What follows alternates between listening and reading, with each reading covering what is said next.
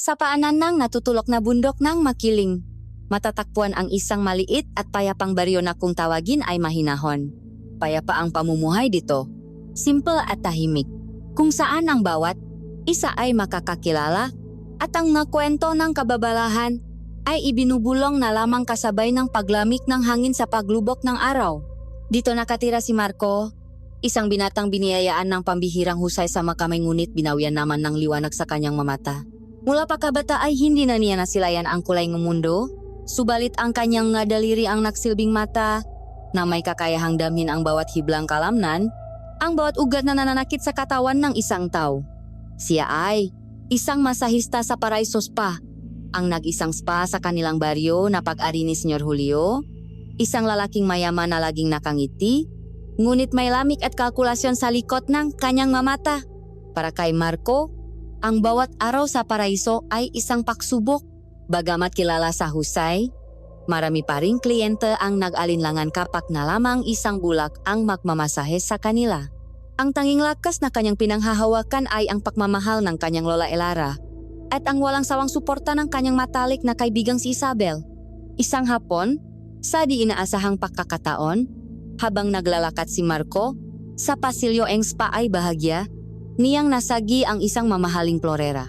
Wala namang nangyari dito, ngunit sapat na iyon upang makuha ang atensyon ni Senyor Julio. Marco, ano ba ang sinasabi ko sa iyo tungkol sa pag-ingat? Ang lugar na ito ay para sa mga taong naghahanap ng kapayapaan, hindi para sa masakuna, malamig na wika nito, sapat na para marinig ng ilang kliyente. Hindi na lamang umimik si Marco at yumuko, tinanggap ang bawat salitang parang patalim na tumutusok sa kanyang dibdib. Habang pauwi sa araw na iyon, dala ang bigat ng kahihiyan, hindi niya alam na sa isang madilim na eskinita, isang pagtatakpo ang magaganap. Isang pagtatakpo na hindi lamang magbabago sa kanyang buhay, kundi gigising din sa manilalang na matagal nang natutulok sa makwento ng baryo mahinahon. Ang kanyang landas, nasa tingin niya ay punong kadiliman, ay malapit ng makaroon ng di inaasahang liwanag, isang liwanag na may kasamang anino. Hindi na hinintay ni Marco ang isa pang salita mula kay Senyor Julio. Tahimik niyang tinalikuran ang amo. Ang bawat habang palayo ay tila isang malaking bato na nababawas sa kanyang dibdib. Ginamit niya ang kanyang tungkot upang gabayan ang daan palabas ng spa. Ang pamilyar na tunog ng pagtukot nito sa makintap na sahig ay tila mas malakas kaysa dati. Isang anunsyo ng kanyang pag-alis sa gitnang katahimikan. Sa labas, sinalubong siya ng hangin ng dapit hapon.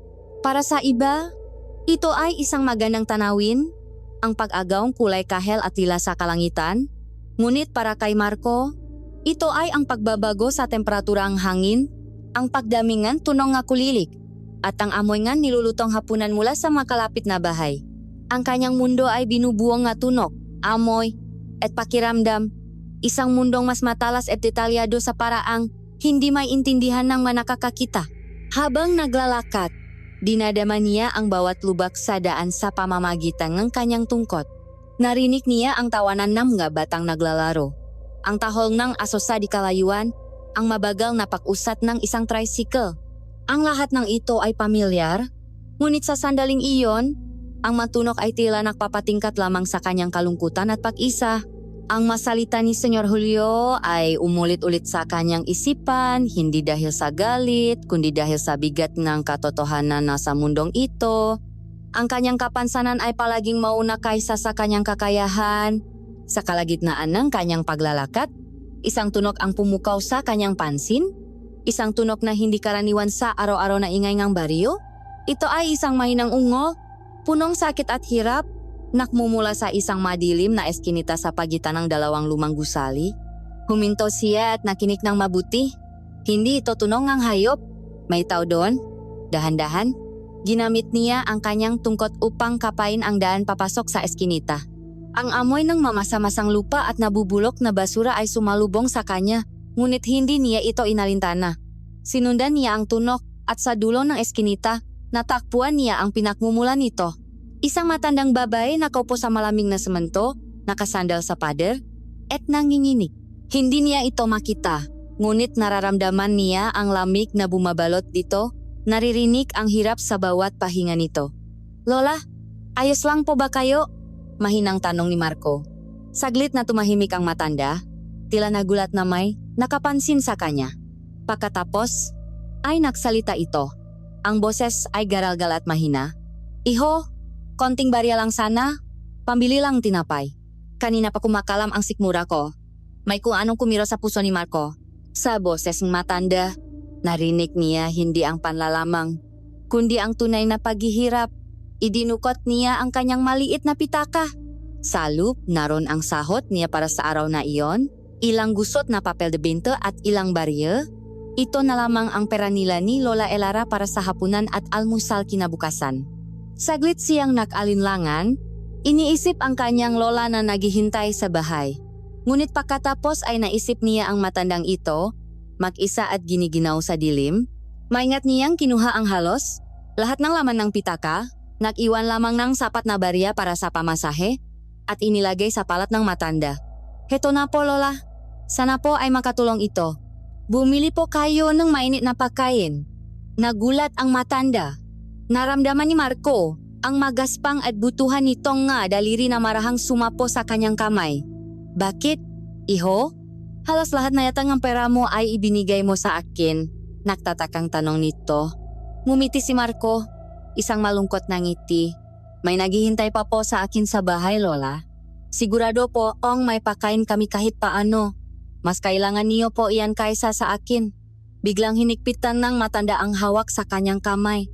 Ang madaliri nito ay tila bakal sa higpit at may kakaibang lamig na parang hindi dugo ang dumadaloy dito. Ang kabutihan ay hindi nasusukat ng mata, kundi ng puso. Bihira na ang makatulad mo, binata, bulong nito, ang boses ay tila nakaroon ng kakaibang lalim at kapangyarihan.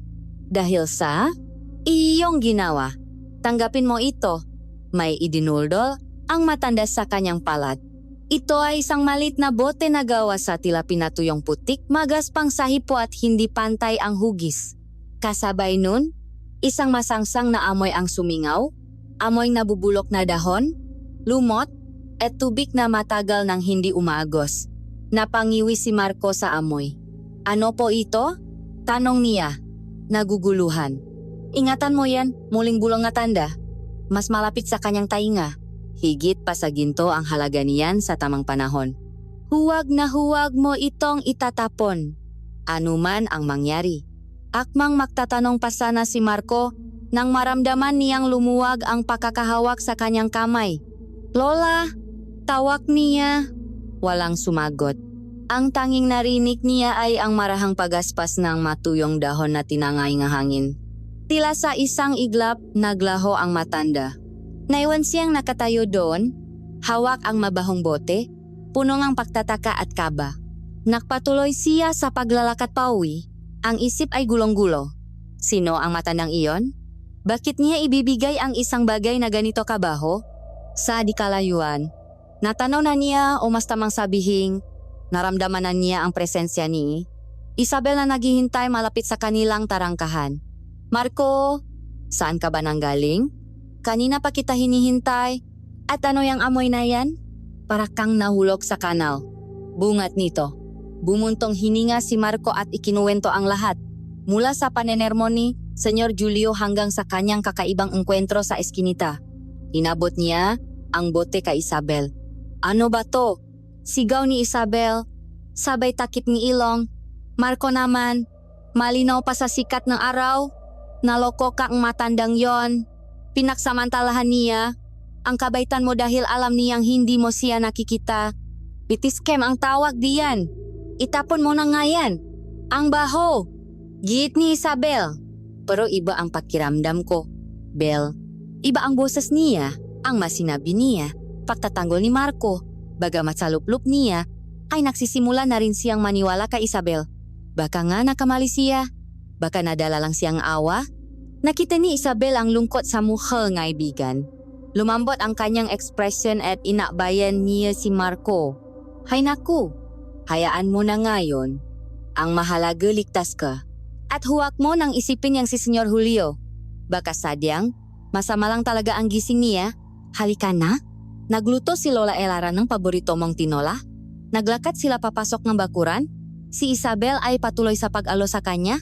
Ngunit si Marco ay nanatiling tahimik, ang isang kamay ay nasa balikat ng kaibigan, habang ang isa naman ay mahigpit na hawak pa rin ang maliit na bote, isang simbolo ng kanyang kabutihan o marahil ng kanyang katangahan. Hindi pa niya alam, ngunit ang desisyon niyang huwag itapon ang mabahong regalong iyon ang magiging simulang lahat. Lumipas ang ilang araw na tila ba tumigil sa pag-ikot ang mundo para kay Marco. Matapos ang kanyang pag-alis sa Paraisos pa, ang bahay na dati puno nga kwento at tawanan ay nabalot ng isang mabigat na katahimikan. Siya ay nakaupo lamang sa isang silyang yantok sa kanilang sala. Ang kanyang makamay na sanay sa paggalaw at pagilot ay ngayon nakapatong lamang sa kanyang mahita. Walang ginagawa, walang buhay. Pakiramdam niya ay isa siyang instrumentong nawalan ng tuktok, isang ibong nawalan ng pakpak. Ang bawat oras na lumilipas ay isang paalala ng kanyang kabiguan. Naririnig niya ang bawat galaw ni Lola Elara sa kusina, ang maingat na paglalagay ng mga pinggan, ang halos pabulong na pagsasara ng mga kabinet. Alam niyang nag-alala ito, hindi lamang para sa kanilang kakainin sa masusunod na araw, kundi para sa kanya. Marco, Apo, basa ni Lola Elara sa katahimikan isang umaga. Ang boses nito ay malumanay ngunit may diin. Lumapit ito at umupo sa tabi niya. Ang magaspang nitong palat ay marahang humaplos sa kanyang likod. Alam kong mabigat ang iyong dinadala, ngunit hindi dito nagtatapos ang lahat. Pero Lola, paano po tayo? Wala na akong trabaho. Sino pa po ang tatanggap sa isang katulad ko? Sagot ni Marco. Ang pait ay hindi may tago sa kanyang boses. Hinawakan ni Lola Elara ang makamay ng kanyang apo. Makinig ka, Marco. Ang regalo sa iyong makamay ay hindi pa ari ni Senyor Julio. Ito ay sa iyo. Biyaya iyan ng Diyos. Hindi ito dapat masayang dahil lamang sa isang mapakmataas na tao. Itinuro nito ang direksyon sa labas ng kanilang bintana. Naririnig mo ba ang ingay na iyon? Iyan ang ginagawang gusali sa kabilang kanto. Aro-aro. Pagod at sakit ng katawan ang puhunan ng nga trabahador doon. Hindi nila kayang magbayad sa spa ni Julio, pero kailangan nila ng lunas. Kailangan nila ang iyong makamay. Naangat ng ulo si Marco, tila nabuhayan sa ideyang kanyang lola, ngunit agad din itong napalitan ng pag-alinlangan. Sino naman po ang magtitiwala sa isang bulak na nagmamasahe sa sarili niyang bahay, Lola? Baka po isipin nilang manloloko lang ako. Ako, matatak na sagot ni Lola Elara. Ako ang unang naniniwala sa iyo. At sisiguraduhin kong may isa sa kanila na maniniwala rin. Subukan lang natin, Apo. Wala namang mawawala. Sa bigat ng pagkaalinlangan, nanik pa rin ang pagmamahal at tiwala na ipinadama ng kanyang lola. Tumango si Marco. Sa gabing iyon, inayos nila ang kanilang maliit na sala. Inilipat nila ang mesa at naglatak ngang isang malinis na banig sa sahig. Nahanda sila ngang matuwalya. Handa na ang lahat, maliban sa isang mahalagang bagay. Lola, wala po tayong langis na panghilot? Sabi ni Marco, ang pananabik ay muling napalitan ng problema. Hindi naman siguro natin pwedeng gamitin yung langis ng niyo sa pagluluto. Napaisip si Lola Elara. Dun, biglang naalala ni Marco ang isang bagay. Ang maliit na boto mula sa matandang babae. Ang regalong amoy kanal. Nakatago ito sa ilalim ng kanyang madamit sa aparador. Itinago niya dahil sa hiya at pagdududa. Mayroon po pala, Lola. Sabi niya, nang may pag-aatubili. Pero, may problema po. Kinuha niya ang bote at ikinuwento sa kanyang lola ang kakaibang amoy nito. Kahit sa dilim, naramdaman ni Marco ang pagkunot ng kanyang lola. Kinabukasan, gaya ng ipinangako, dumating si Lola Elara kasama ang isang lalaki. Base sa lakas ng kanyang ngahakbang at sa amoy ng pawis na may kasamang alikabok, alam ni Marco na isa itong trabahador. Marco, ito si Mang Ben, kaibigan ng yumang lolo mo. Pakilala ni Lola Elara. Ben, ito ang apo ko. Subukan mo ang kanyang nga kamay. Baka sakaling maibsan ang pananakit ng likot mo. Naku, Elara, kung hindi lang dahil sa iyo. Narinig ni Marco na sabi ni Mang Ben. Ang boses ay magaspang at halatang naaalinlangan. Sige na nga. Pero tao na itong sakit ko. Lahat na yata ng pamahit na subukan ko na. Pinahiga ni Marco si Mang Ben sa banik. Huminga siya ng malalim. Ito na iyon. Kinuha niya ang maliit na bote. Nakpaumanhin siya sa isip niya para sa masangsang na amoy na malapit nang kumalat sa kanilang sala. Dahan-dahan niyang inalis ang maliit na takip na gawa sa kahoy. At pagkatapos, isang himala ang nangyari. Walang amoy ng kanal. Walang amoy ng bulok na dahon. Sa halip, isang pambihirang halimuyak ang pumuno sa buong silid. Hindi ito amoy ng pabango. Ito ay amoy ng mahalamang gubat pagkatapos ng ulan, amoy ng manta at romero, amoy ng isang bagay na dalisay at nakakakalma. Anong amoy na yon? Gulat na tanong ni Lola Elara. Maging si Marco ay natigilan. Itinaas niya ang bote malapit sa kanyang ilong. Totunga. Ang amoy ay hindi may paliwanag sa sarap, tila ba nangungusap ito ang lunas at kapayapaan. Nakatinginan o kung sa kaso ni Marco, nakaramdamang punong pagtataka ang maklola. Ang bango, iho, anong kaseng langis? Yan, maging si Mang Ben ay napansin ito. Parang nakakawala ng pagod ang amoy palang. Nakpatuloy si Marco, ang pagtataka ay napalitan ng determinasyon. Nakpatak siya ng kaunting langis sa kanyang palat. Mainit ito sa pakiramdam, magaan, at hindi malakit. Ipinahit niya ito sa likod ni Mang Ben. Sa sandaling dumampi ang kanyang kamay sa balat ng lalaki, may naramdaman siyang kakaiba. Ang makalam na nadatihi, tila bato sa tigas ay lumambot sa ilalim ng kanyang madaliri na parang tinutunaw na kandila. Ang bawat pagilot, bawat pagdiin, ay may dalang kakaibang epekto. Naku po, ungol ni Mang Ben, ngunit hindi dahil sa sakit. May kakaibang init na masarap sa pakiramdam. Nawawala ang kirot. Habang nagpapatuloy si Marco, mas lalo niyang nararamdaman ang kapangyarihan ng langis. Tila ba ito ay nagiging katuwang ng kanyang mga kamay? Tinuturo nito kung saang bahagi may nananakit at binibigyan siya ng lakas upang pagilumin iyon. Pagkatapos ng halos 1 oras, natapos siya. Basang-basang ang pawis ngunit may kakaibang gaan sa pakiramdam. Tapos na po, Mang Ben? Dahan-dahang bumangon si Mang Ben. Una, umupo ito. Pagkatapos, tumayo. Iginagalaw nito ang kanyang likod. Inikot ang kanyang balikat. Ang pagkalinlangan sa kanyang mukha kanina ay napalitan ng lubos na pagkamangha. Impossible. Bulong nito. Wala na. Ang sakit na parang karayom na laging nakatusok sa likod ko. Wala na. Halos mapatalon ito sa tuwa. Niyakap nito si Marco ng mahigpit. Salamat, iho. Salamat. Milagroso ang iyong makamay. At ang langis na yan, saan mo nabili yan? Regalo lang po, ang tanging naisagot ni Marco na hanggang ngayon ay hindi pa rin makapaniwala. Inabutan ni Mang Ben ng bayad si Marco. Doble pa sa kanilang napausapan. Kulang pa yan, iho. Bukas na bukas, sasabihin ko sa lahat ng kasamahan ko sa construction site. Marami sa amin ang may dinaramdam. Siguradong dadaksain ka dito. Nang makaalis na si Mang Ben, naiwan ang maklola sa gitna ng sala, hawak ang perang papel. Sinalad ni Marco ang bayad. Ang unang kita niya mula sa sariling pagsisikap sa sarili nilang bahay. Pagkatapos, marahan niyang kinuha ang malit na botang langis. Ang dating simbolo ng katangahan ay ngayon naging simbolo ng isang bagong pag-asa. Ang isang bigong simula ay naging isang mahiwagang panimula. Hindi na kinailangan ni Marco at Lola Elara na maghintay ng matagal. Kinabukasan, habang naalmusal sila ng mainit na pandesal at kape, may kumatok sa kanilang pinto. Hindi ito si Isabel. Isa itong lalaking hindi pamilyar ang boses, malakas at medyo mayabang. Dito raw ba nakatira yung manghihilot na bulag? Tanong nito, walang anumang pagalang. Bago pa makasagot si Lola Elara, narinig nila ang boses ni Mang Ben mula sa labas. Dahan-dahan ka sa pananalita mo, Tonyo. Huwag mong bastusin ang bahay ng himala. Pumasok si Mang Ben kasama ang lalaki at 2 pa nilang kasamahan. Lahat ay mula sa construction site.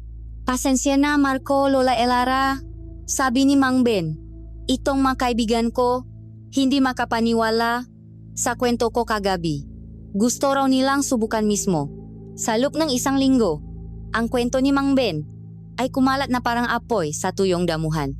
Ang makasamahan niya sa trabaho, na dati nagtitiis sa sakit ng katawan at sa mamumurahing pamahit, ay sa isang dumating sa malit na bahay ni Marco.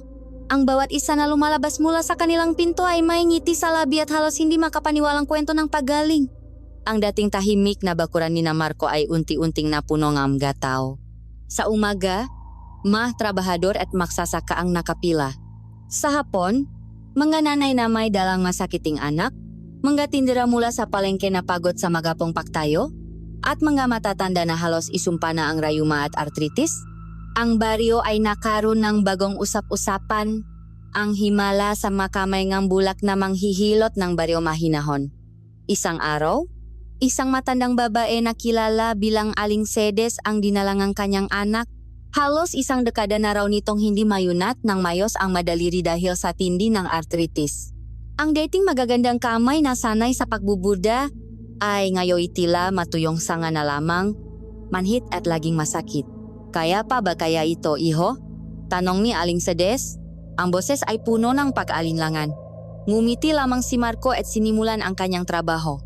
Ginamit niya ang mahiwagang langis. At sa bawat haplos at pisil sa mga kamay nga matanda, tila may buhay na nanunumbalik dito. Pagkatapos kang sesyon, dahan-dahang sinabi ni Marco, subukan niyo pong ikuyom ang palat ninyo, inay. Sa pag-alinlangan, sinubukan ni Aling Sedes. At sa unang pagkakataon sa loob ng maraming taon, ang kanyang nga daliri ay sumunot. Dahan-dahan niyang naisarado ang kanyang palat. Tumulo ang luha sa kanyang mamata, hindi dahil sa sakit, kundi sa purong kaligayahan. Salamat, iho. Salamat, hikbinito. Akala ko habang buhay na akong magiging inutil. Ang maganitong kwento ay lalo pang nagpalakas sa kanyang reputasyon. Hindi na lamang siya isang masahista, sa mata nga taga baryo. Siya ay isang manggagamot, isang biyayang ipinakalop sa kanilang lugar. Ang buhay ni Marco at Lola Elara ay nagbago. Ang kanilang hapagkainan, na dati madalas na walang laman, ay ngayon laging puno ang pagkain. Madalas ay mga regalo pamula sa mga natulungan ni Marco mga sariwang gulay, isda at prutas. Si Lola Elara, na dati laging may aninong pag-alala sa mukha, ay ngayon laging nakangiti. Siya na ang tagapamahala sa pila, ang taga-alok ng tubig sa mga naghihintay, at ang pinakamasugit na tagahanga ng kanyang apo. Si Marco naman, sa kabilang pagod, ay nakahanap ng bagong layunin. Ang bawat pasasalamat na kanyang naririnig ay musika sa kanyang pandinig. Ang bawat kwento ng pagaling ay nagbibigay sa kanya ng lakas. Ang kanyang kapansanan ay hindi na isang hadlang, kundi isang testamento na ang tunay na paningin ay nasa puso. Ngunit sa gitna ng lahat ng ito, isang misteryo ang bumabagabag sa isip ni Marco. Ang misteryo ng maliit na bote. Gabi-gabi, pagkatapos umalis ng huling kliyente, upo siya sa isang sulok, hawak ang bote. Sa kanyang tantiya, nakagamit na siyang langis na sapat para punuin ang isang galon. Ngunit sa tuwing aluin niya ang bote, ang bigat nito ay hindi nababawasan. Ang laman nito ay tila hindi nauubos. Isang gabi, hindi na niya napigilan ang sarili. Lola, tawag niya. Napapansin niyo po ba? Itong langis, parang hindi po nababawasan. Lumapit si Lola Elara, kinuha ang bote at sinuri ito. Oo nga po, ngayon ko lang napansin. Isang tunay na biyaya. Siguro, dahil puro kabutihan ang iyong ginagawa, pinapalitan ng langit ang bawat patak na iyong ginagamit. Tinanggap ni Marco ang paliwanag ng kanyang lola, ngunit sa kaibuturan ng kanyang puso, mayroon siyang ibang nararamdaman. Isang pakamangha na may kasamang katiting na takot. Ano ba talaga ang hawak niya? Sino ba talaga ang matandang nagbigay nito sa kanya? Ang tinglang donsa o ang mabuting balita ay mabilis kumalat, hindi lamang sa baryo mahinahon, kundi pati na rin sa mga karatikbayan. Ang matricycle at jeep ay nagsimulang makbaba nga pasaherong hindi tagaroon. Lahat ay isa ang sadya, ang hanapin ang bahay ngang bulak na manggagamot. Ang pangalan ni Marco ay naging bukang bibig, isang pangalan na kasing kahulugan ng paasa at himala. Ngunit tulad ng kasabihan, ang isang maliwanag na ilaw ay paladying lumilika ng isang mahabang anino. Ang nga bulong-bulungan ng kanyang mamilagro ay tinangay ngang hangin, umabot sa mataingang hindi natutuwa sa kanyang tagumpay. Ang matamis na amoy nga mahiwagang langis na sumasama sa usok mula sa kanilang abuhan ay dinala nga ihip ng hangin patungo sa direksyon ng ngayoy nilalamok at walang kataw-taong paraisos pa. Isang tahimik na mensahe ang kanyang pakangat. Isang mensaheng natanggap na may kasamang inggit at put. Habang ang maliit na bahay ni Marco ay unti-unting nagiging sentro ng paasa sa baryo Mahinahon, ang paraiso spa ni Senyor Julio naman ay dahan-dahang namamatay. Ang dating marangyang lugar, na punong-tunong wagos na tubig mula sa mga fountainette ng malamyos na musika, ay ngayoy nababalot sa isang nakabibinging katahimikan. Ang mamahaling aromatherapy oils ay nanatiling salyado sa mga estante, nangongolektang alikabok. Ang maputing tuwalya ay nananatiling nakatupi at hindi nagagalaw. Ang tanging maririnig na lamang sa loop ay ang mabagal at nakakainip na pektiktok ng isang antigong orasan at ang mga mabibigat na yabak ni Senyor Julio habang pabalik-balik sa paglalakad sa kanyang opisina na parang isang hayop na nakakulong sa hawla. Ang kanyang pangalan, na dati simbolo ng luho at kaginyawan sa baryo, ay ngayoy bihirang mabanggit. Ang lahat ng tao ay may isang pangalan na lamang sa kanilang ngalabi. Marco, ang bulak na binatilyo na kanyang sinipa palabas ng kanyang paraiso. Isang lason ang unti-unting kumakala sa kalooban ni Senyor Julio. Isang lason na gawa sa pinahalong inggit, galit at kahihiyan. Paano? Paano nangyari ito? Paano siya matatalo ng isang batang walang paningin? Na nakmamasahe lamang sa isang maruming banig sa sahig ng isang kubo? Araw-araw, naririnig niya ang mga kwento mula sa ilan niyang natitirang empleyado. Senyor, puno na naman pong tao kina Marco. Narinig ko po sa palengke, napagaling daw ni Marco ang pilay ni Kaambo sa isang hilot lang. Sabi po nila, ang langis daw niya ay milagroso. Imala? Milagro? Para kay Senyor Julio, isa lamang ang kahulugan ng masalitang iyon. Panloloko? Mamangmang? Sigaw niya isang araw sa kanyang opisina. Matapos marinig ang isa na namang kwento. Nagpapauto sila sa isang salamangkero. Imposibleng mangyari ang nga sinasabi nila. May daya ang nagaganap diyan. Subalit sa ilalim ng kanyang galit ay may takot.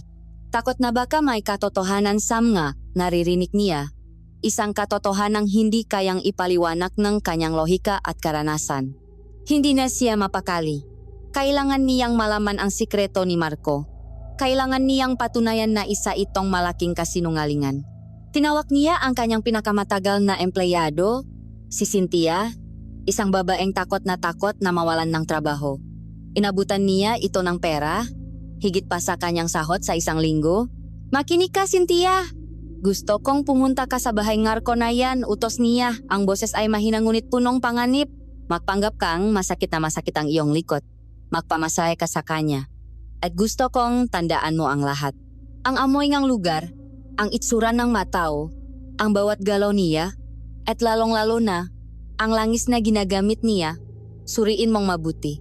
Baka may hidden host, baka may kasapwat, baka may kung anong daya. Maliwanag, tumango si Cynthia. Nanginginig na kinuha ang pera. Walang pag-alinlangan, agad siyang nagtungo sa bahay ni Marco. Pagbalik niya kinahapunan, naabutan niya si Senyor Julio na naghihintay na may matinding pananabik at galit sa mamata. Ano? Ano ang nakita mo? Sabihin mo sa akin. Nasaan ang kanyang daya?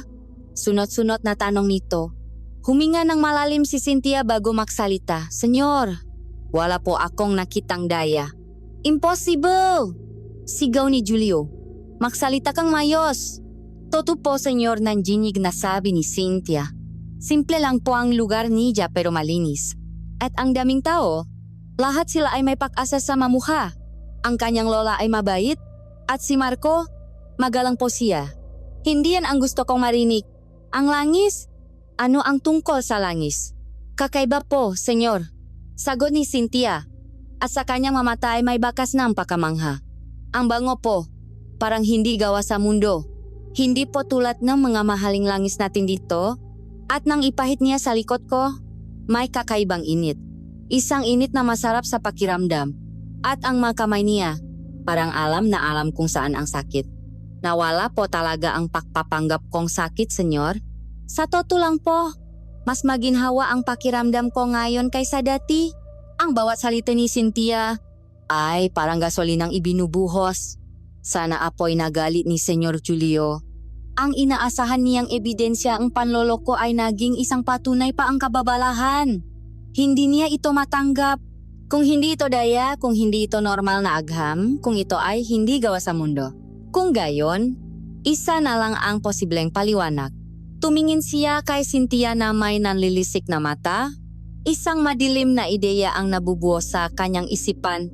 Galing sa demonyo? Bulong niya. Ano po, senyor?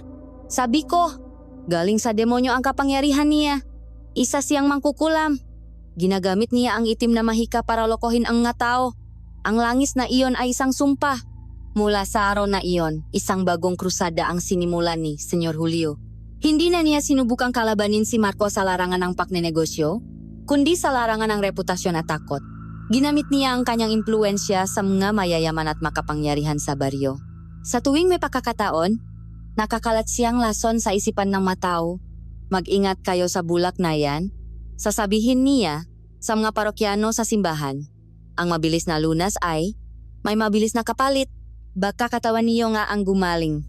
Pero ang kaluluwa, niyo naman ang kanyang kinukuha. Huwag kayong magpadala sa mabango niyang langis, babala niya sa mga mamimili sa palengke. Baka iyan ay gawa sa mga bagay na hindi natin alam. Baka dugo nga isinumpang nilalang.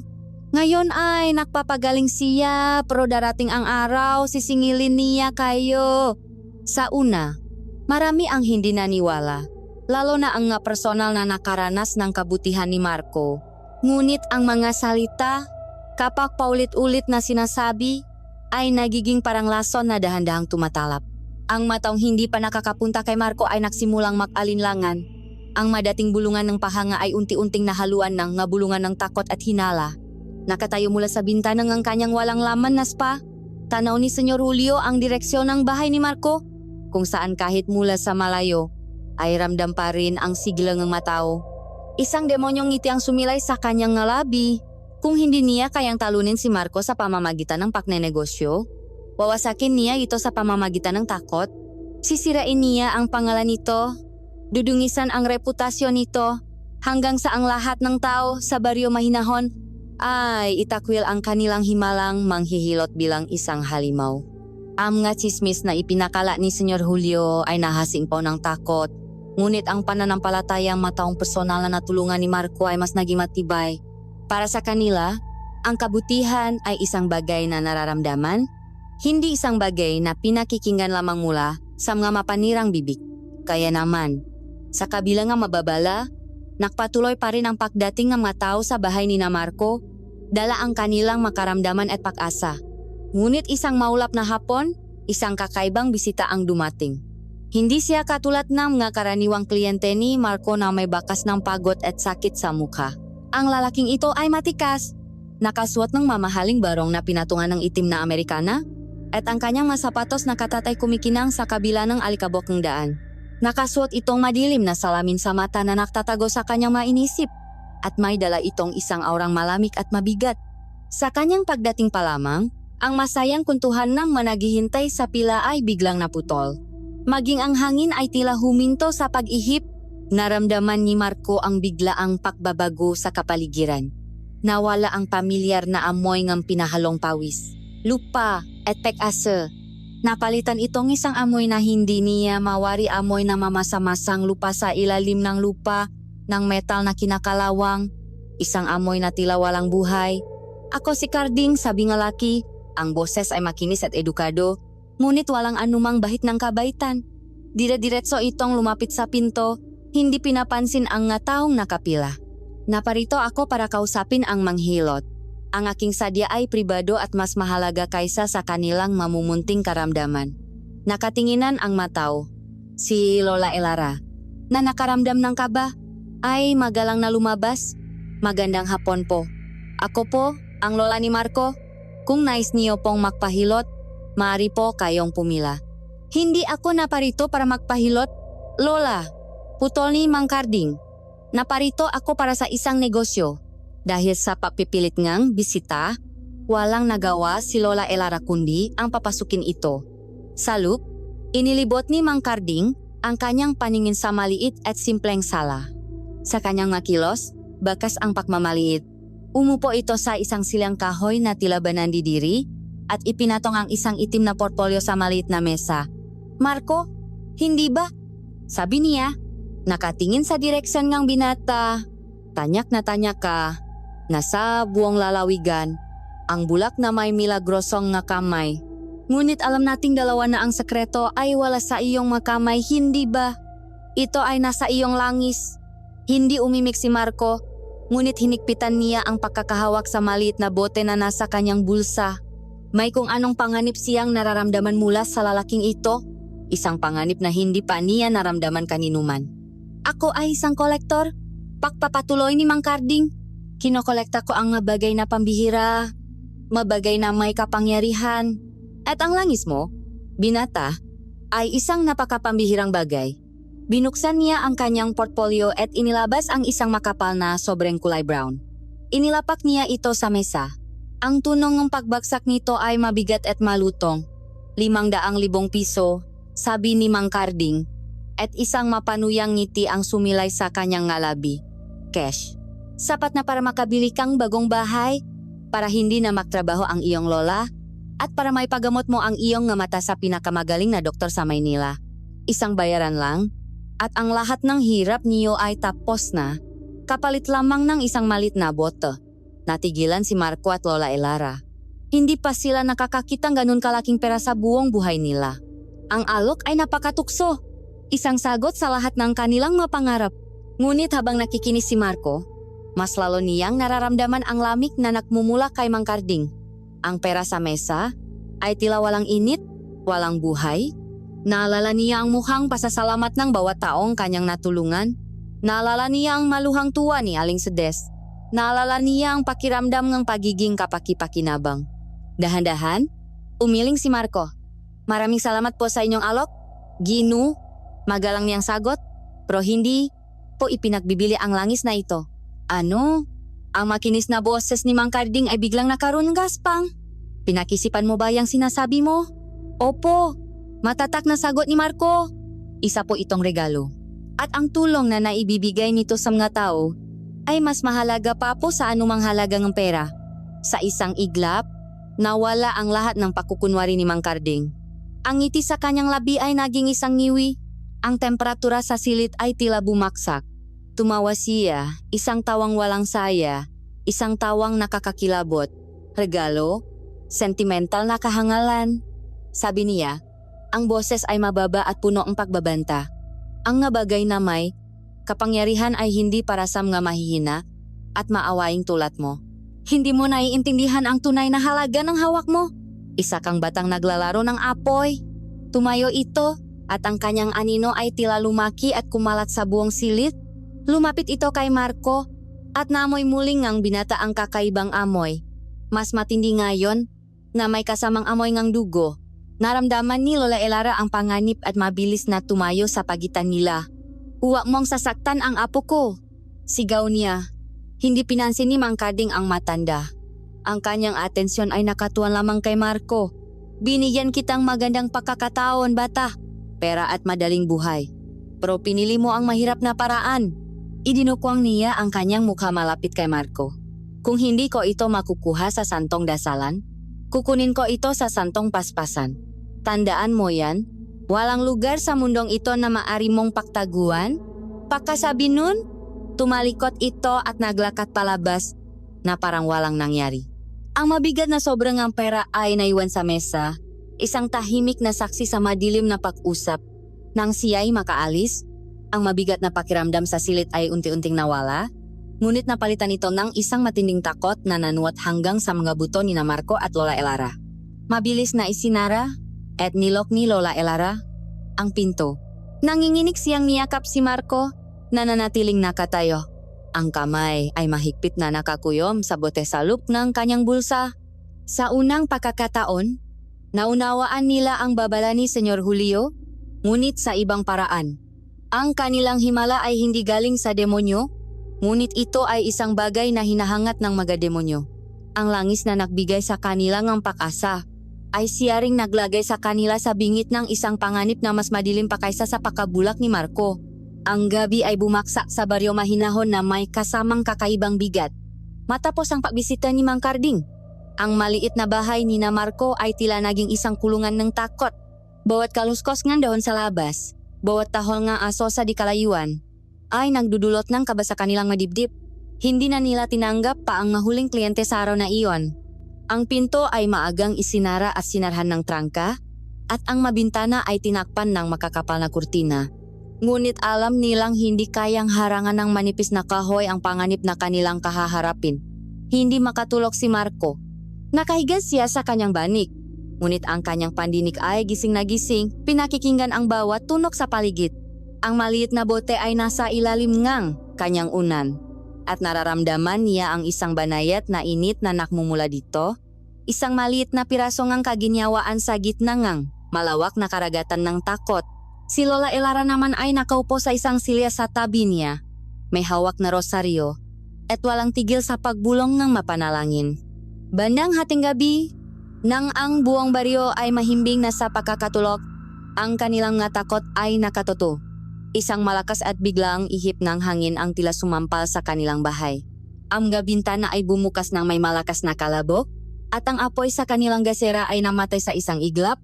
Nilamon ang buong silit sa ganap na kadiliman. "Apo!" sigaw ni Lola Elara. Ang boses ay nanginginig. Bago pa makasagot si Marco, narinig niya ito isang mabilis na paggalaw. Isang anino na dumaan sa kanyang tabi na mas mabilis pa sa isang pikit mata. May mga bagay na nahuhulog, mga basong nababasak. Ang anino ay gumagalaw ng walang tunog, tanging ang resulta lamang ng kanyang pagdaan ang kanilang naririnig. "Lola, nasaan po kayo?" sigaw ni Marco habang kinakapa ang sahig. Ngunit ang anino ay may isang pakay. Sa isang kisap mata, naramdaman ni Marco ang isang malamig na presensya sa kanyang harapan. Isang kamay na bakal sa tigas ang dumakma sa kanyang balikat, habang ang isa naman ay mabilis na gumapang patungo sa unan kung saan nakatago ang bote. Ito si Mang Karding. Ang amoy ng mamasa-masang lupa at dugo ay bumalot sa kanya. "Akin na yan, bata." Umalingaw-ngaw ang boses nito. Hindi na makinis, kundi malalim at garalgal na parang boses ng isang halimaw. Ngunit bago pa man masakmal ng madali rin ni Mang Karding ang bote. Isang boses ang pumunit sa kadiliman, isang boses na hindi nila inaasahan. "Bitiwan mo ang bata." Ang boses ay nakmula sa nakabukas na pinto. Dun, sa liwanag ng buwan, nakatayo ang isang figura, payat at hukot, si Aling Sabel. Ngunit may iba sa kanya. Ang dati rin mahinang boses nito ay ngayoy punong kapangyarihan at autoridad, isang boses na tila nakmula pa sa sinaunang panahon. "Sino ka para utusan ako?" Matanda, umungol si Mang Karding. Hindi binibitiwan si Marco. Dahan-dahang humakbang papasok si Aling Sabel sa loob ng bahay. At sa pagtama ng liwanag ng buwan sa kanyang mukha, nasaksihan ni Lola Elara ang isang nakakakilabot na pagbabago. Ang dating hukot na katawan ni Aling Sabel ay unti-unting tumuwid. Ang kanyang damit na punit-punit ay tila umikot sa kanya na parang may sariling buhay. At ang kanyang buhok ang manipis at kulay abong buhok nito ay biglang kumapal at humaba. Gumagalaw na parang naitim na ahas. Ang bawat hibla ay tila may isip, gumagapang sa hangin, handang manuklaw. Ang kanyang mga mata na nakita ni Lola Elara ay nagliwanag na parang 2 piraso ng pila. "Ako ang tinatawag ninyong kubot," deklara niya. Ang boses ay umalingaw-ngaw sa buong kabahayan. Sa pakabigla, binitiwan ni Mang Karding si Marco.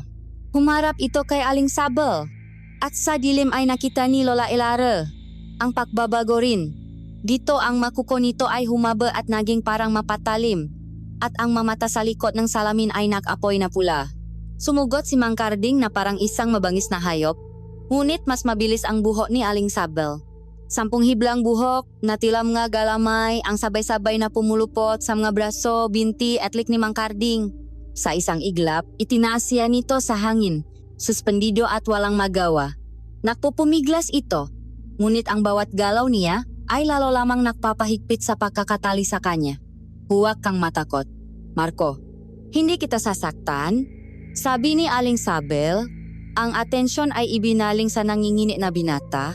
"Ako ay isang kubot, isang uri ng nilalang na tinatawag ninyong aswang. Ngunit hindi lahat sa amin ay pinipili ang landas ng kadiliman. Ang iba tulad ko ay pinipiling panatilihin ang balanse. Ang angangis," nauta na sabi ni Marco. "Ang hawa mo ay hindi langis paglilinaw ni Aling Sabel. Sa loob niyan ay isang mutya, Isang perlas ng kalikasan na humigop ngang enerhiya. Kapa ito'y nasa kamay nga masasama, nagiging sisitlan itong kadiliman. Ngunit sam nga may busilak na puso, tulad mo, ito'y nagiging bukal ngang lunas at liwanag. Itinuro niya si Mang Karding na ngayon ay hirap ng huminga. Pinili kang mutya, Marco. Naramdaman nito ang iyong kabutihan noong gabing tinulungan mo ang isang hamak na pulubi na walang inaasahang kapalit. Ang lakas ng mutya ay nanggagaling sa lakas ng iyong puso. At ang asong ulo na ito ay isa lamang sa maraming sakim na gustong angkinin ang kapangyarihan niyan para sa kanilang karumaldumal na layunin. Sino? Sino po ang naguto sa kanya? Tanong ni Marco. Isang malamig na ngiti ang sumilay sa labi ni Aling Sabel. Isang duwak na nagtatago sa likod ng pera at kapangyarihan. Isang taong matagal ko nang binabantayan. Ibinaling niya ang kanyang tingin kay Mang Karding. Umalis ka, utos niya, at huwag ka nang babalik. Sabihin mo sa iyong amo na habang ako ay nabubuhay, hindi niya makukuha ang mutya. Sa isang kumpas ng kanyang kamay, ang ngabuho na nakapulupot kay Mang Karding ay bumitaw. Bumaksak ito sa sahig na may malakas na kalabok. Gumapang ito paatras. Ang ngamatang nag-apoy sa pula ay ngayoy puno ng takot. Mabilis itong tumayo at tumakbo palabas. Naglaho sa kadiliman ng gabi. Dahan-dahang bumalik sa dati ang anyo ni Aling Sabel. Ang kanyang buhok ay muling umikli at naging kulay abo. Ang kanyang likod ay muling humukot. At ang liwanag sa kanyang mamata ay naglaho. Muli siyang naging isang ordinaryong matandang babay. Lumapit siya kay Marco at Lola Elara. Mag-ingat kayo. Babala niya. Ang boses ay muling naging mahina. Si Karding ay isang aso lamang. Mas mabangis ang amo niyang nagtatago sa anino. Hindi sila titigil hanggat hindi nila nakukuha ang gusto nila. Pagkasabi nun, tumalikot siya at naglakat palabas. At tulad ng dati, tila siya naglaho na lamang sa hangin. Naiwan sina Marco at Lola Elara sa gitna ng kanilang nagulong sala. Ligtas sila sa ngayon, ngunit ang kanilang mundo ay ganap nang nagbago. Ang kanilang maliit na himala ay may dala palang isang malaking sumpa. At ngayon alam na nila na sa labas ng kanilang pinto, isang mas malaking panganib ang nakabang, isang kalabang hindi nila kilala na nagtatago sa dilim. Ang katahimikan na iniwan ni Aling Sabel ay mas nakakabingi pa kaysa sa ingay ng naunang labanan. Sa gitna ng nagulong sala sa ilalim ng malamlam na liwanag ng buwan na tumatagos sa sirang bintana, si Marco at si Lola Elara ay nanatiling hindi gumagalaw. Tila ba may estatwang nililok mula sa takot. Ang katotohanan ay isang mabigat na, kumot na bumalot sa kanila. Ang mundo ay hindi pala tulad ng kanilang inaakala. May mga halimaw na naglalakat sa dilim, may mahikang totu, at sila, sa hindi may paliwanag na dahilan, ay nasa gitna ng lahat ng ito. Si Marco ang unang nakabawi mula sa pagkatulala. Ang kanyang isip ay hindi nakatuon sa mga aswang o sa mutya, kundi sa nanginginig na kamay ng kanyang lola na mahigpit na nakakapit sa kanyang braso. Ito ang kanyang mundo, ito ang kanyang buhay, at hindi niya hahayaang malagay ito sa panganib. Kailangan nating isauli ito, Lola, sabi niya. Ang boses ay desperado. Hinawakan niya ang kamay ng kanyang lola at idinikit sa maliit na bote. Hahanapin ko si Aling Sabel bukas. Ibabalik ko ito sa kanya. Hindi po katumbas ng kahit anong himala o kaginhawaan ang buhay ninyo. Mas gugustuhin ko pang mabulak habang buhay kaysa makita kayong nasasaktan. Ngunit umiling si Lola Elara at sa dilim, naramdaman ni Marco ang isang bagong tatak sa kanyang lola. Apo, sabi nito, ang boses ay hindi na nanginginig. Huli na para diyan. Narinig mo ang sinabi niya? Pinili ka mutya. Ang pagtakas ngayon ay hindi kaligtasan, kundi isang paanyaya sa kanila na mas lalo tayong habulin. Kung may dahilan kung bakit ito ipinakatiwala sa iyo, kailangan nating alamin kung ano iyon. Pero paano po natin sila lalabanan? Halos pabulong na tanong ni Marco. Dalawa lang po tayong matanda at bulak laban sa mga halimaw. Hindi na nasagot ang kanyang tanong. Isang mahinang kaluskos mula sa labas ang pumutol sa kanilang pag-usap. Pagkatapos, isa pa at isa pa. Hindi ito ordinaryong kaluskos ng mga dahon. Ito ay tunok ng mga kuko na kumakaskas sa tuyong lupa. Namga mabibigat na bagay na gumagapang sa kanilang bubungan na gawa sa yero. Ang hangin sa labas ay biglang huminto at napalitan ito ngang isang mabigat na katahimikan. At kasabay ng tahimikan, dumating ang amoy isang masangsang na amoy nabubulok na laman at mamasa-masang lupa, mas matindi at mas malawak kaysa sa amoy ni Mang Karding kanina. Tila ba ang buong paligid ng kanilang bahay ay naging isang bukas na libingan. Napaurong ang maklola sa gitna ng sala. Narinig nila ang mahihinang ungol mula sa lahat ng direksyon. Sa ilaling sahig, samgadingding na sabali sa bubong. Kinukuyok sila. Ang kanilang maliit na bahay ay hindi na isang kanlungan. Ito ay isang bitak. Bigla, isang malakas na kalabog ang yumanik sa kanilang pinto. Isang kalabog na sinundan ng tunong nababasak na kahoy. Ang trangka ay sumuko. Ang pinto ay bumukas ng may nakakabinging ingay at mula sa dilim sa labas, pumasok ang nga anino, hindi isa, kundi marami. Nakikita ni Lola Elara ang maanyo nito sa dilim makatawang baluktot at hindi proporsyonal, mabraso na mas mahaba kaysa sa normal, at mga matang na apoy na pula na parang mabaga sa gabi. Para kay Marco, ito ay isang bangungot ng matunok. Ang sahig ay lumalangit-ngit sa bigat ng maraming paa. Ang hangin ay napuno nga, mababang ungol at mabilis na pahinga na hindi sa tao. Naamoy niya ang kanilang mabahong hininga. Naramdaman niya ang paggalaw ng hangin sa tuwing may isang aninong mabilis na dadaan sa kanyang harapan. Niyakap niya si Lola Elara. Sinusubukang protektahan ito gamit ang sarili niyang katawan, habang ang isa niyang kamay ay walang taros na iwinawasiwas ang kanyang tungkot. Huwag kayong lalapit, sigaw niya. Ngunit ang manilalang ay hindi natakot. Sila ay parang isang pek ng magutom na aso na nakapalibot sa kanilang biktima, nag-abang ng tamang pagkakataon para sumunggap. Isang anino ang sumugot mula sa gilid. Mabilis na itinula ni Lola Elara si Marco at hinarap ang nilalang. Hawa ang rosaryong kanina pa niya dasal-dasalan. Isinampal niya ito sa papalapit na anino. Isang nakakapasong tunok ang narinig at umungol sa sakit ang aswang umurong palayo. Ngunit sa kanyang paktuan sa isa, hindi niya napansin ang isa pa na gumapang mula sa likuran. Isang malakas na kamay na may mahahabang kuko ang humablot sa kanyang balikat. Napasigaw si Lola Elara, hindi na sa takot kundi sa matinding sakit. Marco! Apo! Ang sigaw na iyon ay tila isang patalim na tumusok sa puso ni Marco. Binitiwan niya ang kanyang tungkot at sinubukang gumapang patungo sa direksyon ng boses ng kanyang lola. Lola! Huwag niyo siyang sasaktan. Ako ang kunin niyo. Sigaw niya. Ang luha at pawis ay makahalo na sa kanyang muka. Ngunit sa gitnang kaguluhan, isang malakas na liwanag ang biglang bumaha sa loob ng bahay. Ang pinto, na kanina'y sinira ng mga aswang, ay muling bumukas. Lola Elara! Marco! Anong nangyayari dito? Isang pamilyar na boses ang sumigaw, puno ng tapang at sindak. Si Isabel. May dala itong malaking flashlight at isang 2x2 na kahoy. Itinutok niya ang liwanag sa loob at sa isang sandali, ang nga anino ay nakaroon ng anyo. Nakita niya ang mahalimaw manilalang na may balat na kulay abo, mapangil na tumutulo ang lawe, at mga matang pula na punong galit. Ang flashlight ay nagbigay ng saglit na pagkakataon kay Marco. Ang nga aswang na hindi sanay sa biglaang liwanag ay napapikit at umurong. Ngunit ang pagdating ni Isabel ay nagbigay din sa kanila ng bagong target. Ang aswang na may hawa kay Lola Elara ay binisiwan ito at bumaksak ang matanda sa sahi na walang malay. Ang atensyon ng lahat ng halimaw ay ngayon na kay Isabel. Isabel, tumakbo ka? Sigaw ni Marco. Sinusubukang tumayo, ngunit huli na ang lahat. Isang aswang na mas malaki at mas mabilis kaysa sa iba ang sumugot mula sa isang madilim na sulok, dire-diretso kay Isabel. Bago pa siya makakilos o makasiga, dinambas siya nito. Narinig ni Marco ang tunog ng pagbagsak ng flashlight, ang pagbasak ng lente nito at pagkatapos, ang nakakapanindik balahibong sigaw ng kanyang kaibigan. Ang liwanag ay muling nawala.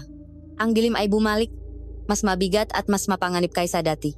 At sa gitna ng kadilimang iyon, si Marco ay nakaluhod, walang magawa. Ang kanyang lola ay walang malay. Ang kanyang matalik na kaibigan ay nasa bingit ng kamatayan. At siya ay bulag, nag-isa at napapaligiran ng mahalimaw. Ang tanging hawak niya ay ang maliit na bote, ang sanhi at marahil. Ang tanging solusyon sa bangungot na ito, ang sigaw ni Isabel. ay parang isang matulis na kidlat na gumuhit sa gitna ng kadiliman at tumama sa pinakabuot ng pagkatao ni Marco. Sa isang saglit, ang lahat ng tunok ay naglaho ang naungol ng aswang, ang pagingang ng kanyang lola, maging ang pintik ng sarili niyang puso. Ang tanging umaling-aungaw sa kanyang isipan ay ang sigaw na iyon. Isang sigaw ng takot, ng sakit, ang sigaw ng kanyang kapatid, ng kanyang kaibigan, na nalalagay sa bingit ng kamatayan dahil sa kanya. Dahil sa pesteng bote na dala niya. Ang takot na kanina pa kumakain sa kanyang kaluluwa ay biglang naibang ang anyo. Nagliyab ito at naging isang dalisay, nag-aalap na galit. Isang galit na hindi nakatuon sa mahalimaw, kundi sa sarili niyang kawalan ng kapangyarihan. Habang nakaluhot sa sahig, ang kanyang madaliri ay mabilis na gumapang at hinanap ang maliit na bote na nahulog mula sa kanyang unan. Nang mahanap niya ito, ang pakiramdam ay hindi na parang isang biyaya, kundi parang isang sandata. Hindi na siya nakisip. Ang kanyang makilos ay nakmula na sa isang lugar na mas malalim pa sa kanyang isipan mula sa desperasyon, mula sa pagmamahal. Mabilis niyang tinanggal ang takip ng bote. Ang pamilyar na halimuyak ay lumabas. Ngunit sa pagkakataong ito, tila ba may kuryenteng dumaloy mula sa bote patungo sa kanyang makamay. Tumayo siya. Hinarap ang direksyon kung saan niya huling narinig ang paghihirap ni Isabel. Lubayan niyo sila. Angil niya. Isang sigaw na puno ng put at sakit. Isang sigaw na nanggaling sa isang taong wala nang natitirang pag-ari kundi ang mataong mahal niya.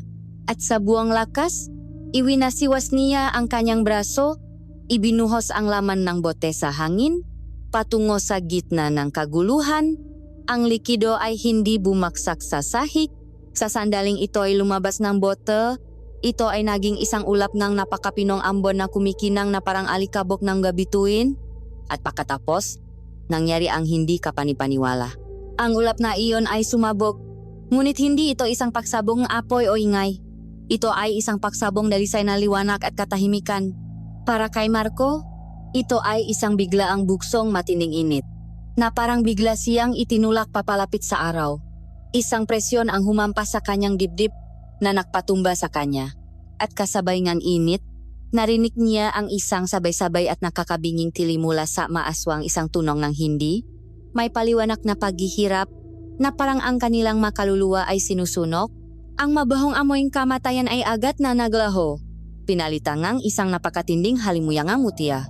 Isang amoy na napakadalisay na halos masakit sa pang-amoy. Para kay Isabel, na nakahandusay sa sahig habang may isang halimaw na nakadagan sa kanya, at kay Lola Elara na unti-unting nakakamalay, ang nakita nila ay isang liwanag na mas nakakasilaw pa sa araw ng katanghalian, isang liwanag na kulay pilak na bumaha sa buong kabahayan, hindi nagsusunok kundi nagpapatahimik. Sa loop ng liwanag na iyon, nakita nilang natutunaw na parang itim na usok ang maaswang bago sila tuluyang maglaho sa dilim. Pagkatapos ng ilang saglit, ang liwanag ay nawala. Ang iniwan nito ay isang malalim at sagradong katahimikan. Ang mabigat na pakiramdam ng panganib ay wala na. Ang hangin ay malinis at magaan. Sa sahig, si Marco ay nakahiga, humihingal, hindi alam kung ano ang nangyari. Isabel? Lola? Nanginginig niyang tawag. Marco? Isang mahinang sagot ang narinig niya. Boses ni Isabel. Gumapang si Marco patungo sa tunok at nahanap niya ang kanyang kaibigan. Punit-punit ang damit nito at may makalmot, ngunit buhay. Ayos ka lang? Tanong ni Marco. Oh! Sa tingin ko, anong nangyari? Yung liwanag. Si Lola. Biglang naalala ni Marco. Makasama nilang ginapang ang direksyon kung nasaan si Lola Elara. Nagising na ito, umuubo, ngunit buo at walang malubang sugat. Sa gitnang ng sahig, nakahiga ang maliit na bote. Walang laman, ngunit milagrosong hindi nabasag. Habang tinutulungan ni Marco na makaupo ang kanyang lola, isang anino ang muling lumitaw sa sirang pintuan. Napasigaw si Isabel sa takot, ngunit si Marco ay naging kalmado. Pamilyar ang presensyang iyon. Si Aling Isabel, pumasok siya, hindi na ang anyong isang kubot, kundi ang anyong isang ordinaryong matanda. Ngunit ang kanyang mamata ay may bigat at talim habang sinusuri niya ang pinsala sa bahay, ang kalagayan ng tatlo, at ang walang lamang bote sa sahig. Ginawa mo ang hindi inaasahan? Sabi ni Aling Sabel, ang boses ay seryoso. Ginamit mo ang puso mo, hindi ang isip mo. Ginamit mo ang dalisay na galit na nakmumula sa pagmamahal. Iyan ang pinakamalakas na gatong para sa mutya.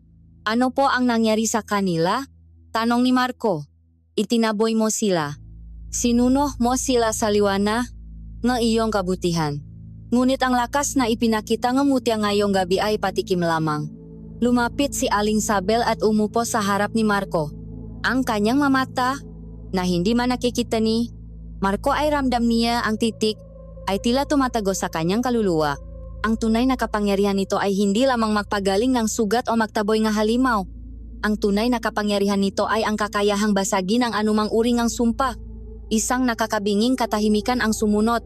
Si Marco ay hindi makapagsalita. Ang ibig sabihin ba nito? Tumingin si Aling Sabel sa direksyon ng mamata ni Marco. Kahit ang sumpang nasa iyong mamata. Ang nasalitang iyon ay parang isang kulok na yumanik sa buong pagkataon ni Marco. Ang makakita, isang pangarap na matagal na niyang ibinaon at kinalimutan. Isang pag-asang hindi niya inakalang posible. Biglang, isang bagong mundo ang nakbukas para sa kanya. Ngunit bago pa man niya namnamin ang tamis ng pag-asang iyon, idinuktong ni Aling Sabel ang isang mapait na katotohanan.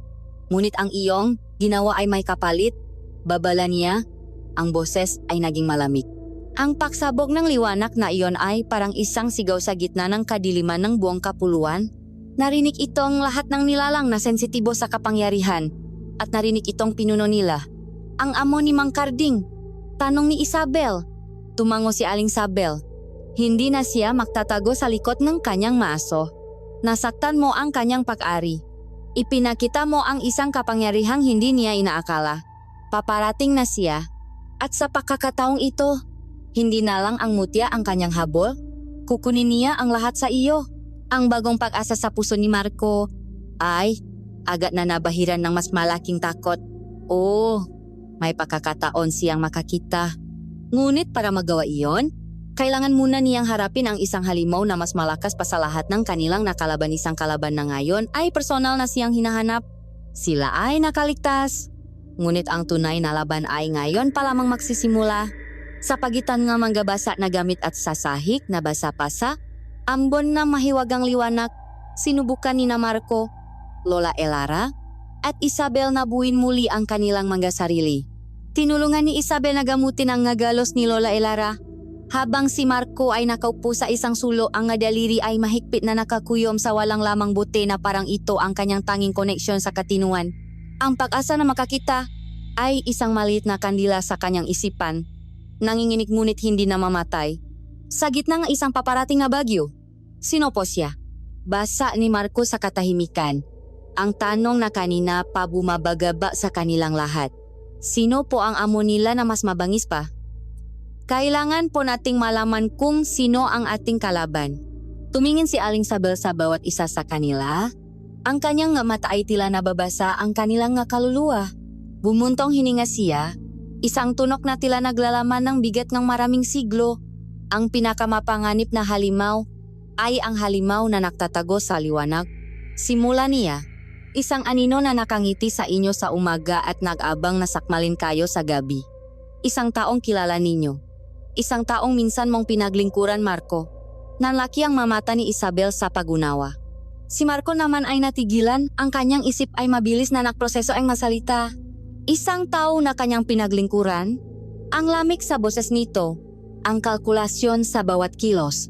Si Senyor Julio? Halos pabulong na tanong ni Marco, hindi makapaniwala. Tumango si Aling Sabel. Si Julio, ang aking kapatid. Ang revelasyon ay parang isang malakas na sampal. Si Senyor Julio, ang respetadong may-ari ng spa, ang taong mayaman at makapangyarihan, ay ang pinuno nga aswang. Pero paano po? Tanong ni Isabel. Isa siyang negosyante? Hindi halimaw. Hindi lahat ng halimaw ay may pangil at kuko, malungkot na sagot ni Aling Sabel at sinimulan niyang ikwento ang kanilang nakaraan. Kami ni Julio ay isinilang na kubot, isa sa mga pinakamatandang lahi, ngunit ang aming lahi ay may kalayaang pumili. Maari kaming mamuhay ng payapa kasama ang kalikasan, o maari naming angkinin ang kapangyarihan ng kadiliman. Ako, pinili ko ang unang landas. Si Julio, siya ay laging uha. Mula pa kabata, nainggit siya sa buhay ng mga tao sa kanilang kayamanan, sa kanilang kapangyarihan, sa kanilang mahabang buhay. Natuklasan niya na maari niyang mapanatili ang kanyang anyong tao at lakas sa pamamagitan ng dahan-dahang pagigop ng lakas buhay ng iba. Hindi sapat para pumatay, ngunit sapat para panatilihin siyang bata at malakas. Ang paraisos pa, naunawaan ni Marco. Tama. Kumbirma ni Aling Sabel ang kanyang perpektong pangangaso. Isang lugar kung saan kusanglup na nagahandok ng kanilang mga katawan, ang matao para sa kaginhawaan, habang hindi nila alam na ang kanilang vitalidad ay unti-unting ninanakaw. Ngunit hindi siya nakuntento. Ang kanyang kasakiman ay lumaki. Nalaman niya ang tungkol sa mga mutya at nakaroon siyang obsesyon na makahanap ng isa. Naniniwala siyang ang mutya ang magbibigay sa kanyang tunay na immortalidad at kapangyarihang hindi na mangangailangan pa ang iba. At pagkatapos, dumating ka Marco, pagpapatuloy niya. Isang bulak na binatilyo na may dalang mutya na hinanap niya sa loob ng 100 taon. Dumating ka mismo sa kanyang pintuan. Ang kabalintunaan ay sapat na para baliwin siya sa galit at inggit. Paano po namin siya lalabanan? Sabi ni Marco, ang boses ay puno ng kawalan ng paasa. Isa lang po akong bulak. Kayo po, si Lola, si Isabelle. Paano po tayo mananalo laban sa ganoong kapangyarihan? Lumapit si Aling Sabel at inilagay ang kanyang kamay sa balikat ni Marco. Hindi ka na magiging bulak kung gugustuhin mo, sabi niya ng may diin. At hindi ka nag-iisa. Paano po? Ang mutya ay wala na sa bote Marco, paliwanag niya. Nang ibuhos mo ang laman nito gamit ang dalisay na damdamin, ang esensya nito ay kumapit sa pinakmulan ng kapangyarihan na iyon ang iyong kaluluwa. Ang mutya ay nasa iyo na. Ang bote ay isa na lamang ordinaryong sisidlan. Kung ganun po, paano ko ito gagamitin? Ipikit mo ang iyong nga mata. Utos ni Aling Sabel. Kalimutan mo ang sirang bahay na ito. Kalimutan mo ang takot. Huwag kang tumingin sa labas. Tumingin ka sa loob ng iyong sarili. Sumunod si Marco. Sa una, wala siyang makita kundi ang pamilyar na kadiliman. Ang kanyang isip ay puno nga imaheng ang panganib, ngamuhang ang kanyang lola at ni Isabel. Huwag mong labanan ang takot. Tanggapin mo ito. Hayaan mong maging bahagi itong iyong lakas. Gabay ni Aling Sabel. Hanapin mo ang init. Ang init na naramdaman mo mula sa bote. Ang init na naramdaman mo nung tumulong ka sa isang pulubi. Ang init ng pagmamahal mo sa iyong lola at kaibigan. Hanapin mo ang liwanag na iyon sa gitnang iyong kadiliman. Huminga ng malalim si Marco. Pinakawalan niya ang kanyang maalalahanin at nag-focus. At doon, sa gitnang kanyang kamalayan, nakita niya ito isang napakalit na tuldok ng liwanag na kulay pilak, kumikinang na parang isang malayong bituin. Nakikita ko na po, bulong niya. Ngayon, palakihin mo ito, sabi ni Aling Sabel. Gawin mong gasolina ang iyong pagmamahal. Isipin mo ang kaligtasan ni na Elara at Isabel.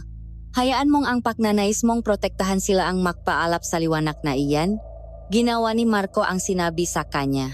At ang tuldok ng liwanag ay nagsimulang lumaki, kumakalat, hanggang sa ang buong kadiliman sa kanyang isipan ay napuno ng isang mainit at nakakasilaw na liwanag.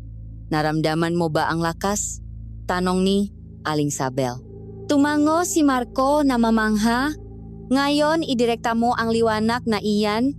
Itutok mo ang lahat ng iyan patungo sa iyong mamata. Hilingin mo sa mutya na basagin ang kadiliman. Hilingin mo ang liwanag. Habang nagsasanay si Marco, si Aling Sabel naman ay bumaling kina Lola Elara at Isabel. Hindi na siya babalik ngayong gabi. Nasugatan siyang liwanag mutya. Ngunit babalik siya. Babalik siya sa pinakamadilim na oras ng susunod na gabi, kung kailan pinakamalakas ang kanyang kapangyarihan. Dito natin siya haharapin. Ang lugar na ito, na binasbasan ng liwanag ng mutya, ay ang ating magiging kuta.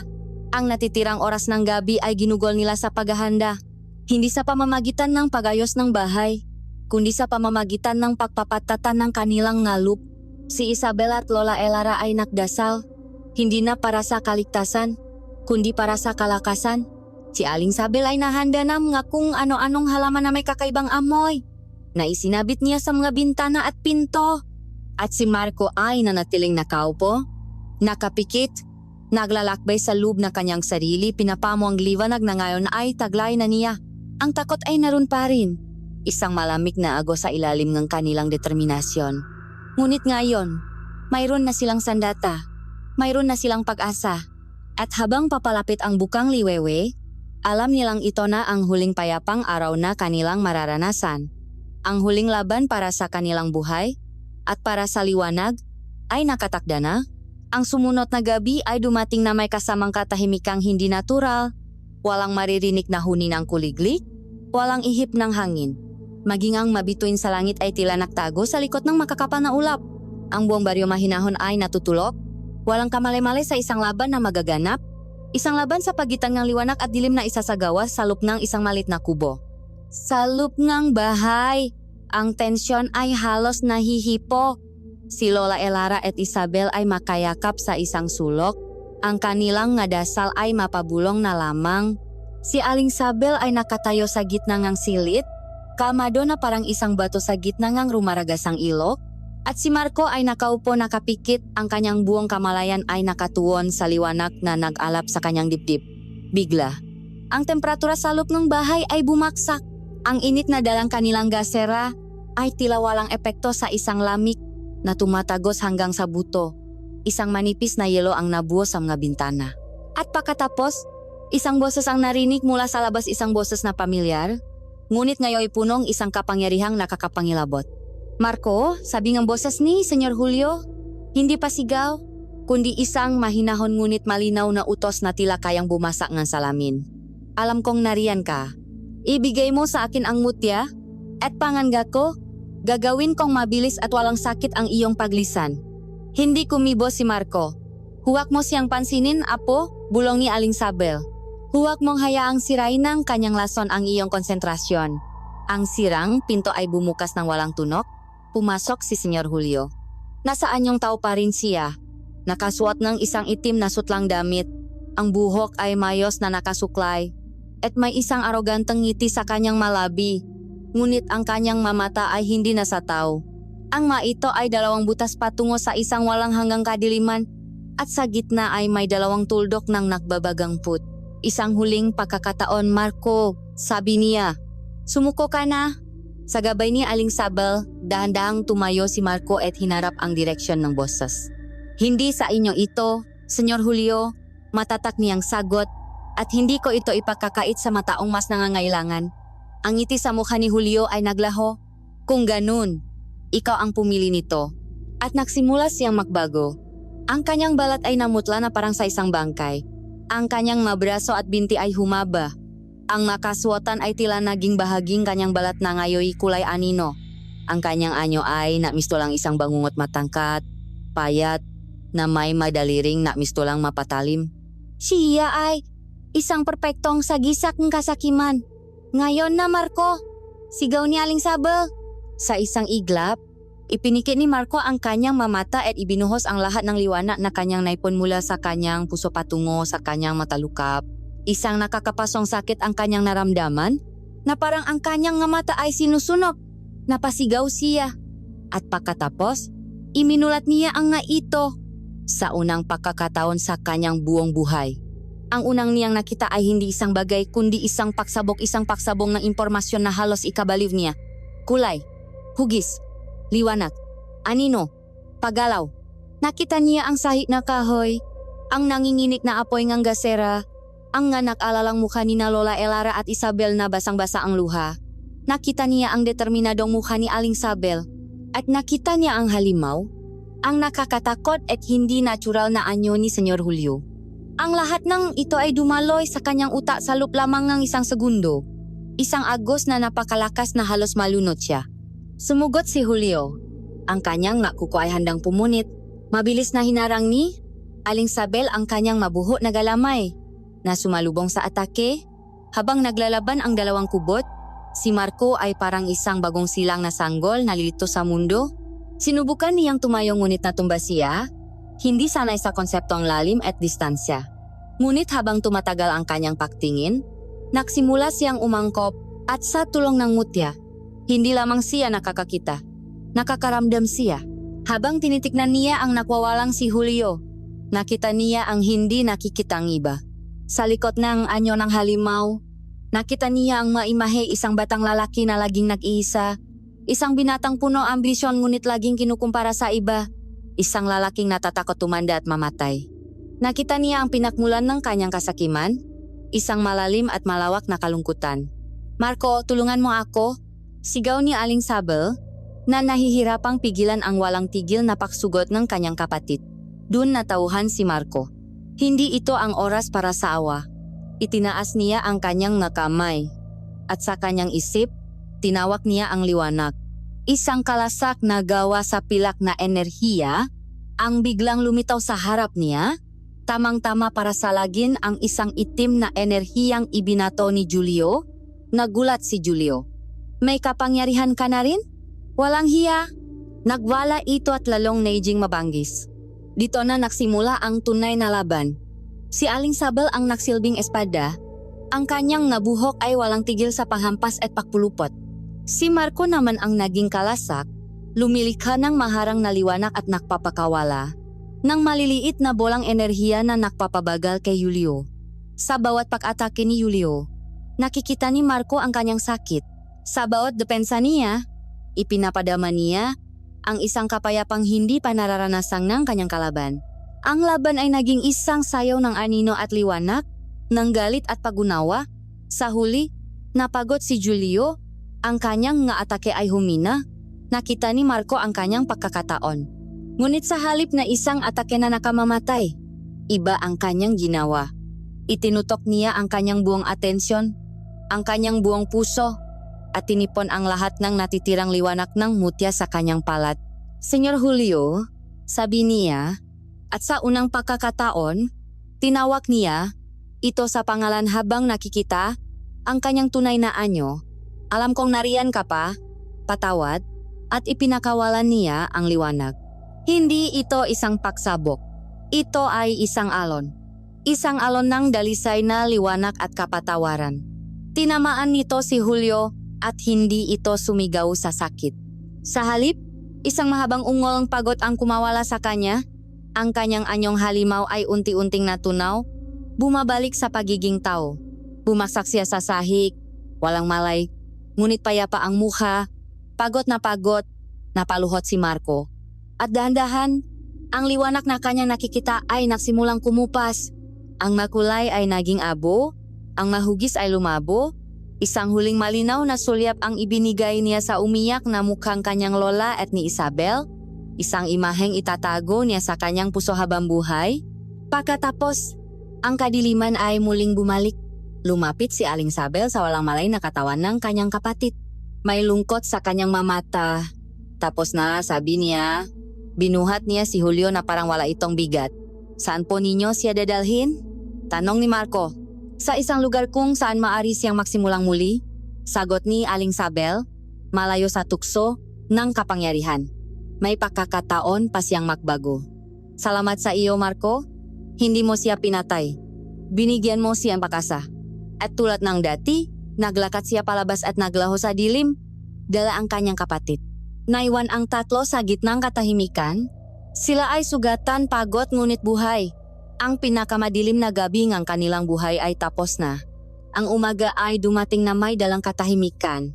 Ang sinang araw na tumagos sa masirang bintana ay tila nakwawalis sa mahuling bakas nga kadiliman at takot. Nagising si Marco sa pamilyar na mundo ng kawalan ng liwanag. Ipinikit niya ang kanyang mata, pagkatapos ay iminulat muli. Wala. Ang milagro ng paningin ay isang alaala na lamang, isang panaginip na napakalinaw ngunit naglaho na sa pagising. Ngunit sa pagkakataong ito, walang pait, walang panghihinayang. Sa halip, isang malalim na kapayapaan ang bumalot sa kanya. Dahan-dahan siyang bumangon. Ang kanyang katawan ay pagod at masakit, ngunit ang kanyang espiritu ay buo. Ginamit niya ang kanyang tungkot at naglakad palabas ng kwarto. Naabutan niya sina Lola Elara at Isabel, na tahimik na nagayos ng mga natumbang upuan at nakpupulot ng mga bubok. Tumigil sila nang maramdaman ang kanyang pagdating. "Marco, Nagsimula si Isabel. Ang boses ay puno ng pag-alala, ang iyong nga mata. Ayos lang, sabi ni Marco. At sa unang pagkakataon, isang tunay na ngiti ang sumilay sa kanyang nga labi. Ipinahiram lang sa akin ang liwanag nung kailangan ko ito. Ngayon, kailangan ko nang humanap ng sarili kong liwanag. Naintindihan nila. Ang mutya ay hindi isang permanenteng solusyon. Ito ay isang susi. Isang susi na nagbukas ng pinto ng pagkakataon. Ibinigay nito sa kanya ang lakas para protektahan ang kanyang mamahal sa buhay at ang kumpiyansa para harapin ang mundo. Ngayon, nasa sa kanya na ang paglakad palabas ng pintong iyon. Lumipas ang malinggo. Ang baryo mahinahon ay unti-unting bumalik sa dati, ngunit may pagbabago. Ang kwento ng labanan sa bahay ni Marco ay naging isang alamat ibinubulong ng may pahanga at respeto. Ang mga kliyente ay bumalik, hindi na lamang para sa lunas sa kanilang masakit, kundi para na rin makita ang binatang sinasabi nilang biniyayaan ng langit. Ang maliit na bote ay wala ng laman. Ngunit ang husay sa mga kamay ni Marco ay naroon pa rin. Mas pinatibay ng karanasan at ng isang pusong mas naging matatag.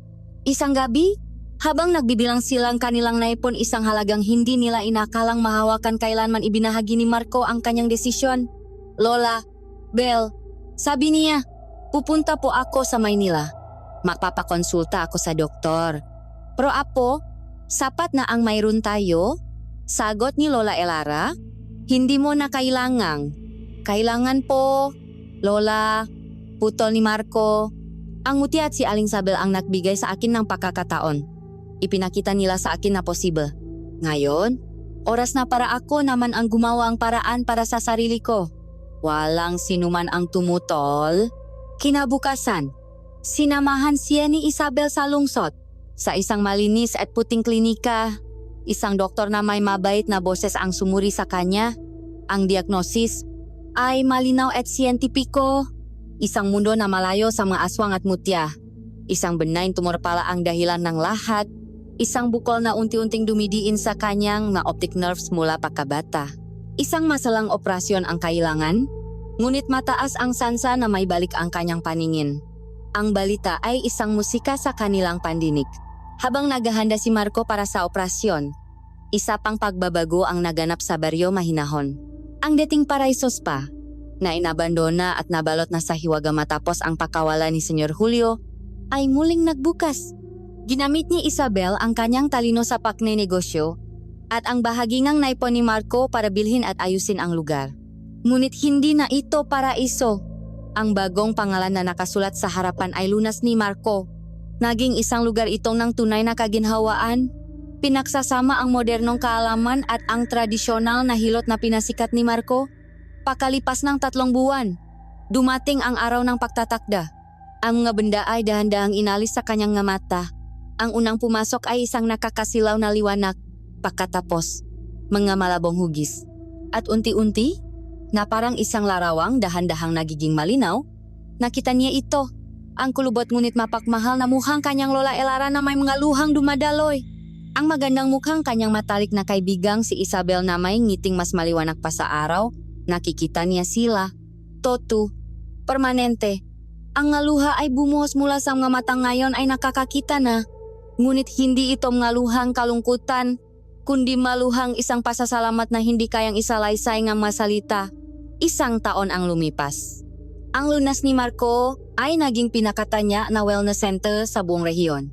Si Marco, na ngayon ay malinaw nang nakikita ang mundo, ay personal na nagsasanay ng mabagong terapista. Ibinabahagi ang kanyang kaalaman na nakmula sa kanyang makamay at puso.